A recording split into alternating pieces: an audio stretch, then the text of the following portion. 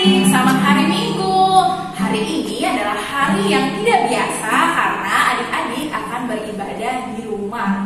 Meskipun begitu, adik-adik kita bersama-sama dengan kakak Laya di sini akan bernyanyi, mendengarkan firman Tuhan dan memuji Tuhan.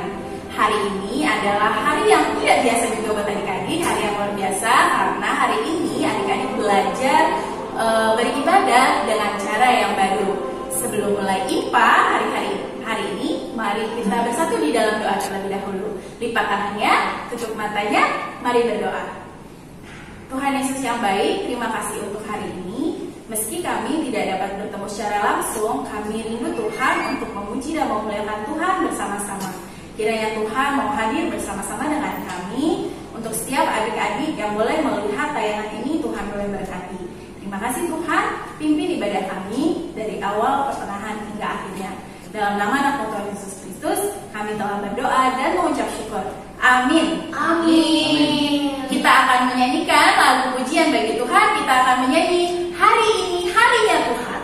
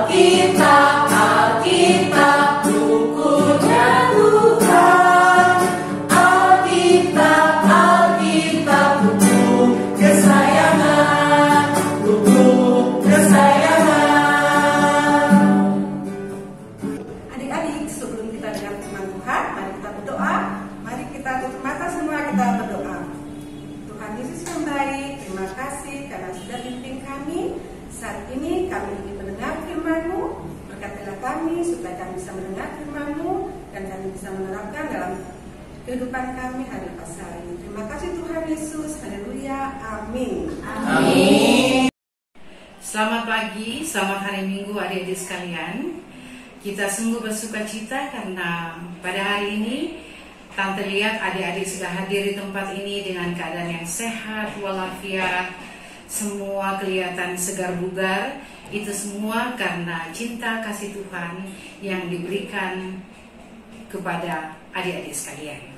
Nah, saat ini sebagaimana pembacaan kita dalam Bilangan 1 ayat 1 sampai 27, kita akan berbicara tentang potensi. Nah, adik-adik sekalian, apa itu potensi? Ya, siapa yang tahu potensi itu apa? Nah, potensi itu adalah kemampuan yang ada di dalam diri adik-adik sekalian, atau kesanggupan yang adik-adik bisa lakukan, dan itu semua berasal dari diri adik-adik sekalian, atau daya yang dapat diberdayakan atau yang dapat dikembangkan di dalam kehidupan adik-adik sekalian. Nah, secara jelas definisi potensi adalah sebagai berikut. Ini bisa lihat dari caption ini, ya. Jadi potensi adalah kemampuan atau kesanggupan atau daya dari dalam diri seseorang atau dari dalam diri adik-adik sekalian untuk dikembangkan. Misalnya, adik-adik mempunyai potensi untuk menyanyi seperti ini, ya. Adik-adik bisa lihat gambar ini adalah gambar seorang penyanyi. Jadi penyanyi ini mempunyai potensi membaca not. Dia punya kemampuan membaca not, dia punya kemampuan menyanyikan lagu tinggi, rendah, atau sopran, alto, kemudian tenor, atau bass. Seorang penyanyi. Nah, seorang penyanyi ini tidak akan tenar atau top dia menyanyi kalau dia tidak melalui latihan. Jadi dia harus ada persiapan dan latihan. Nah, dan harus ada disiplin di situ. Ada contoh pemain bola di sini, ini, ya. Contoh ini orang-orang bule. Tapi adik-adik sekalian bisa melihat dari sini bahwa mereka itu menjadi pemain sepak bola profesional karena mereka memang banyak berlatih. Nah, di dalam berlatih itu, adik-adik juga perlu membentuk suatu tim yang ada rasa kebersamaan di dalamnya. Kalau penyanyi itu tidak bisa berjalan sendiri tanpa pemain piano, tanpa atau pemain keyboard, ya, atau pemain gitar. Dia harus bekerja sama di dalamnya. Bagaimana keyboard itu, orang pemain keyboard itu keyboardist atau pemain piano itu menuntun dia dengan baik, harus ada kerjasama yang baik supaya lagu yang dihasilkan itu dan aransemen musiknya bagus, karena ada kerjasama yang baik antara pemain keyboard atau pemain piano atau pemain gitar dengan penyanyinya. Begitu juga dengan sepak bola, ya, harus ada kerjasama yang baik. Kalau sendiri-sendiri nanti bola itu lari kemana?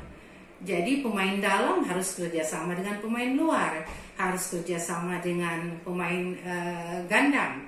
Jadi harus ada kerjasama di dalamnya. Untuk membentuk tim itu tidak mudah. Harus saling mengerti, saling percaya, saling menghormati satu dengan yang lain supaya terbentuk tim yang bagus, tim yang baik. Karena ketika dia ingin menggali potensi yang ada di dalam dirinya, dia ingin menjadi seorang penyanyi, dia harus bersiap. Apa yang dipersiapkan? Saya harus tahu membaca not dengan baik. Saya harus tahu menyanyikan lagu dalam nada sopran, alto, tenor, atau bass. Dan harus rajin berlatih. Harus rajin berlatih, setiap kali harus berlatih, disiplin. Seandainya adik-adik ikut les, karena Anda mempunyai potensi untuk menyanyi, ikut les menyanyi. Ya, di tempat kursus kami itu ada hari-hari les.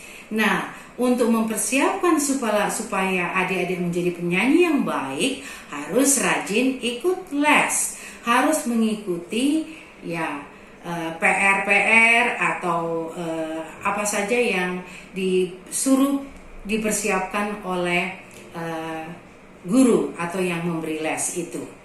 Nah, potensi itu sebagai penyanyi macam-macam. Penyanyi bukan penyanyi pop saja, tapi mungkin bisa menjadi penyanyi jazz, atau menjadi penyanyi seriosa, atau menjadi penyanyi dangdut. Nah, semua itu harus mengikuti proses, harus proses di dalamnya, harus rajin melatih lagu-lagu yang diberikan oleh tempat kursus atau yang diberikan oleh guru-guru sekolah minggu di gereja. Kalau Anda termasuk kelompok paduan suara atau kelompok grup vokal penyanyi di gereja, harus benar-benar rajin latihan, harus disiplin supaya bisa memproduksikan atau bisa menghasilkan seorang yang bernyanyi dengan baik.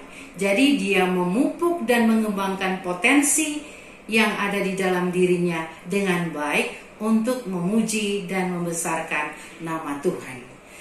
Kalaupun Anda seorang penyenang olahraga, mungkin adik-adik suka bermain bola kaki, ya. Di situ juga harus ada latihan, umpamanya di sekolah, ya harus banyak latihan supaya adik-adik bisa menjadi pemain bola yang handal atau pemain bola yang diperhitungkan oleh sekolah masuk di dalam grup untuk diutus bertanding di sekolah-sekolah lain karena adik-adik berlatih dengan baik.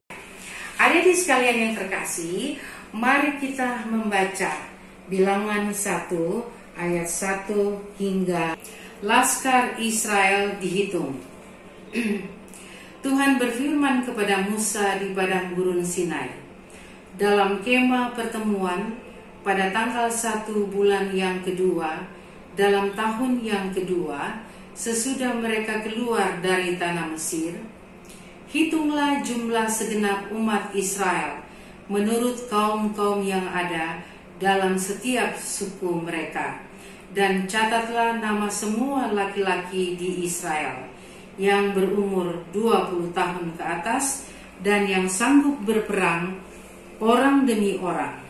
Engkau ini beserta Harun harus mencatat mereka menurut pasukannya masing-masing. Dari tiap-tiap suku harus ada satu orang yang mendampingi kamu, yakni orang yang menjadi kepala dari suku yang diwakilinya itu. Dan inilah nama semua orang yang harus mendampingi kamu. Dari suku Ruben, Elisur bin Shedeur. Dari suku Simeon, Selumiel bin Surishadai. Dari suku Yehuda, Nahason bin Aminadab. Dari suku Isakar, Netanel bin Suar. Dari suku Sebulon, Eliab bin Helon. Dari keturunan Yusuf, Elisama bin Amihud dari suku Efraim, dan Gamaliel bin Pedasur dari suku Menashe. Dari suku Benyamin, Abidan bin Gideoni. Dari suku Dan, Asiser bin Amishadai. Dari suku Asher, Pagiel bin Okran. Dari suku Gad, Elisaf bin Rehuel. Dari suku Naftali, Ahira bin Enan. Itulah orang-orang yang dipilih dari umat itu, masing-masing sebagai pemimpin dari suku bapa leluhurnya. Mereka inilah kepala-kepala pasukan Israel. Lalu Musa dan Harun memanggil orang-orang yang tertunjuk namanya itu, dan pada tanggal 1 bulan yang kedua, mereka menyuruh segenap umat berkumpul. Kemudian silsilah orang-orang Israel disusun menurut kaum-kaum yang ada dalam setiap suku mereka, sedang nama-nama mereka yang berumur 20 tahun ke atas dicatat demi orang, seperti yang diperintahkan Tuhan kepada Musa. Demikianlah Musa mencatat mereka di padang gurun Sinai. Ketika silsilah Bani Ruben, yaitu keturunan anak sulung Israel, disusun menurut kaum-kaum yang ada dalam suku mereka, maka dicatatlah nama semua laki-laki yang berumur 20 tahun ke atas, semua orang yang sanggup berperang, orang demi orang. Jumlah yang dicatat dari suku Ruben ada 46.500 orang. Ketika silsilah Bani Simeon disusun menurut kaum-kaum yang ada dalam suku mereka, maka dicatatlah nama semua laki-laki yang berumur 20 tahun ke atas, semua orang yang sanggup berperang, orang demi orang. Jumlah yang dicatat dari suku Simeon ada 59.300 orang. Ketika silsilah Bani Gad disusun menurut kaum-kaum yang ada dalam suku mereka, maka dicatatlah nama orang-orang yang berumur 20 tahun ke atas, semua orang yang sanggup berperang. Jumlah yang dicatat dari suku Gad ada 45.650 orang. Ketika silsilah Bani Yehuda disusun menurut kaum-kaum yang ada dalam suku mereka, maka dicatatlah nama orang-orang yang berumur 20 tahun ke atas, semua orang yang sanggup berperang. Jumlah yang dicatat dari suku Yehuda ada 74.600 orang. Demikianlah firman Tuhan pada hari ini. Nah, adik-adik sekalian, firman Tuhan hari ini menceritakan tentang bangsa Israel yang berada di padang gurun Sinai.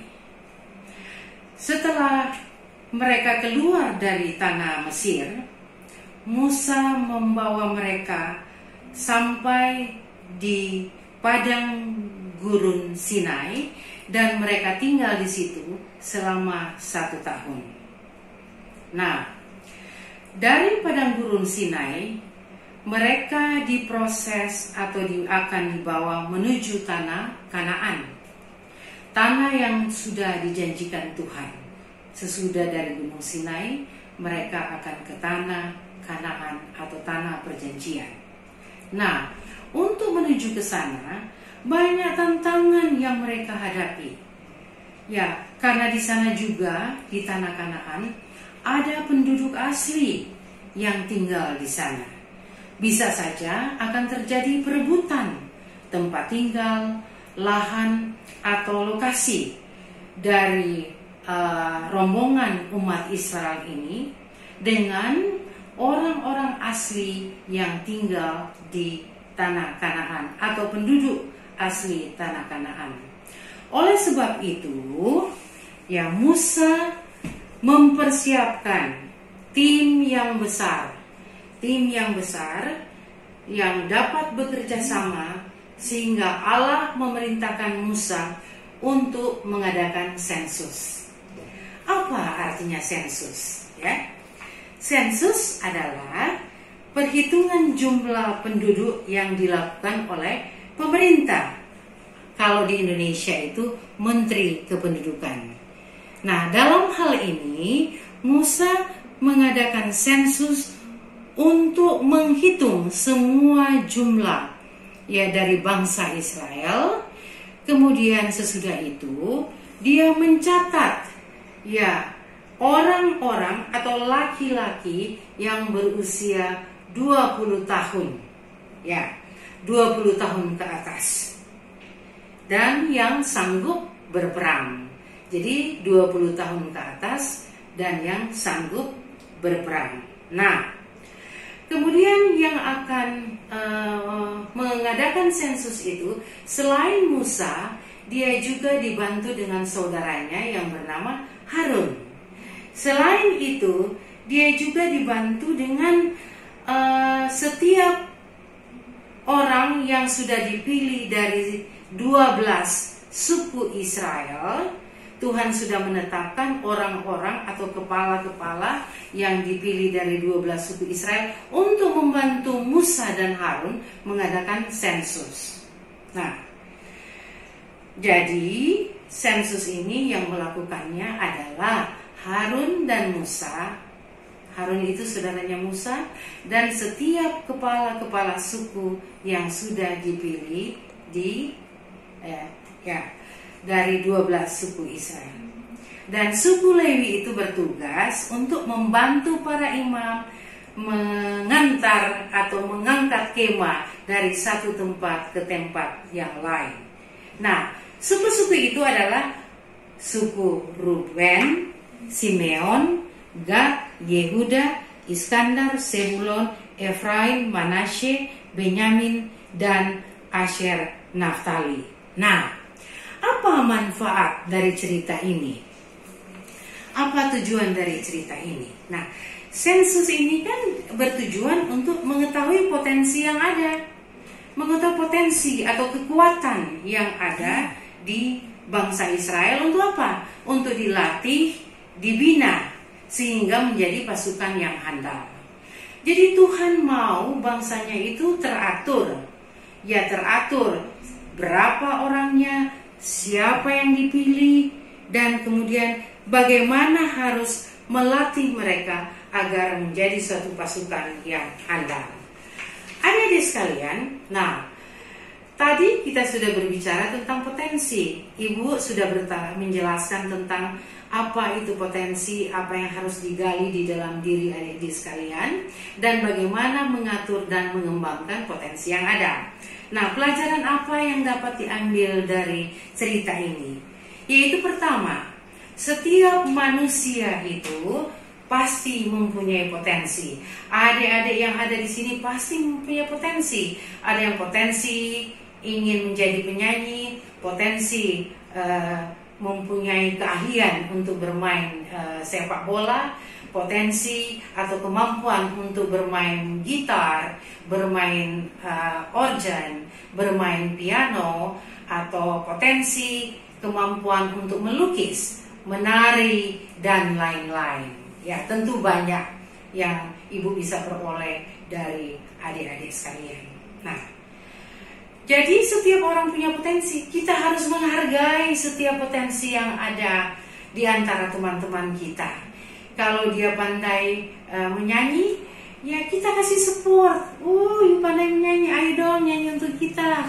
Ayo dong bermain gitar untuk kita. Ayo dong bermain keyboard untuk kita, dan lain-lain. Nah, dalam mengembangkan potensi itu harus ada apa? Harus ada kerjasama. Harus ada kerjasama satu dengan yang lain. Penyanyi dengan pemain gitar, penyanyi dengan pemain piano, dan sesama pemain bola kaki harus ada saling pengertian satu dengan yang lain, saling mengerti posisi masing-masing, saling menunjang, dan kemudian ada proses di dalamnya. Nah, proses ini harus dilakukan dengan setia, dengan rajin, dan jangan lupa kita selalu menyerahkan semua itu kepada Tuhan. Kita minta Tuhan memberkati, dan Tuhan menyertai kita dalam kita melakukan latihan-latihan atau selama proses kita mengembangkan potensi yang ada di dalam diri kita. Minta Tuhan untuk menyertai kita, minta Tuhan untuk memberikan kita keberanian, memberikan kita kerajinan untuk berlatih agar apa yang kita inginkan semuanya akan berhasil dengan baik sesuai dengan kehendak Tuhan. Dan tentu saja potensi yang ada di dalam diri kita harus bermanfaat bagi orang lain. Adik-adik sekalian, sekarang karena adik-adik tinggal di rumah mendengarkan uraian firman ini, Tante akan memberikan PR. Ya, apa tuh PR? Pekerjaan rumah, yaitu tuliskanlah langkah-langkah yang adik-adik bisa lakukan untuk mempersiapkan potensi yang ada di dalam diri anak-anak.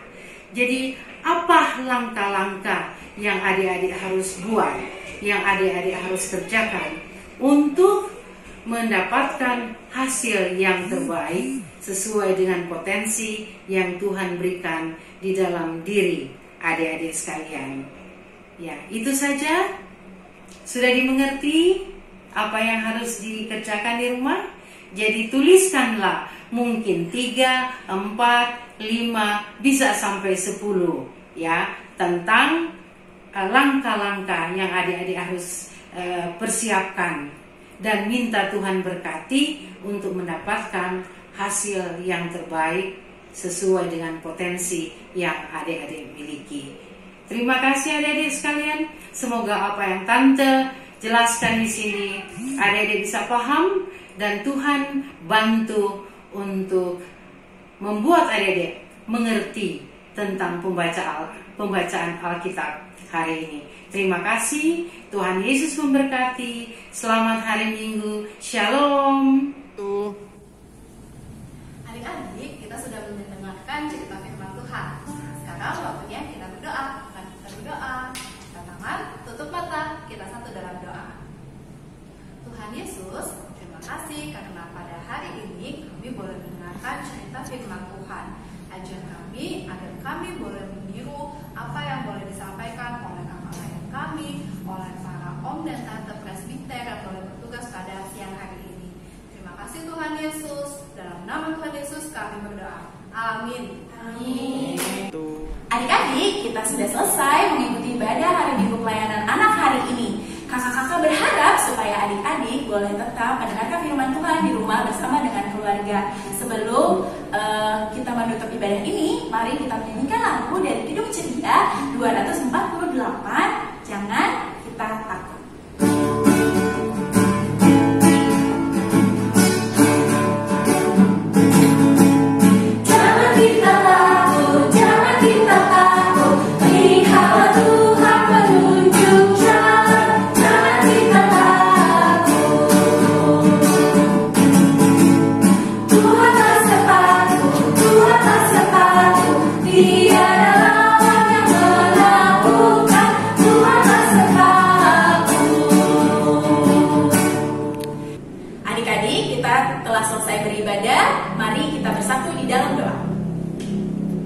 Tuhan Yesus yang baik, terima kasih kalau kami sudah boleh menyelesaikan ibadah kami pada hari ini. Biarlah kiranya kasih karunia Tuhan bersama-sama dengan kami anak-anak-Mu, juga dengan segenap keluarga kami.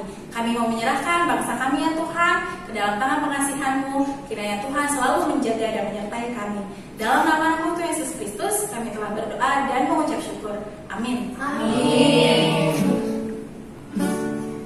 Adik-adik, ibadah telah selesai. Kami